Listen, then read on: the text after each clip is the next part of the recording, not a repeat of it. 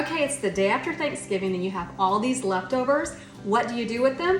Why, you make Thanksgiving leftover stuffed portobellos, of course.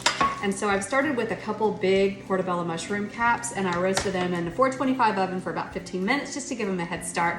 And then carte blanche on the Thanksgiving leftovers. I have some mashed potatoes. I'm going to put a couple of dollops of those in my portobellos. And then I think some turkey. Layer that up. Have some green beans. Maybe you've got some green bean casserole that you want to use. And then I have cranberry sauce.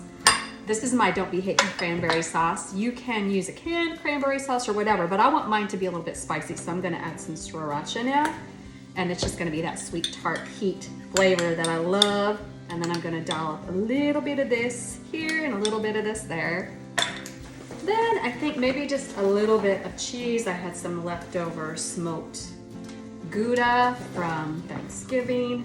And you have these onions, crispy fried onions right on top there. All right, I'm gonna put this in my 425 oven and out of the oven. As long as it took you to make Thanksgiving dinner, this will make up for it because these were super quick. And they look fabulous.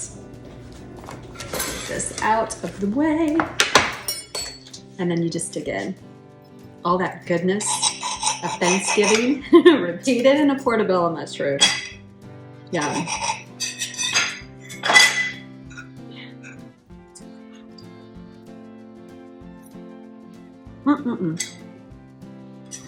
Those are so good. You're gonna have to give these a try with your Thanksgiving leftovers and let me know how they came out.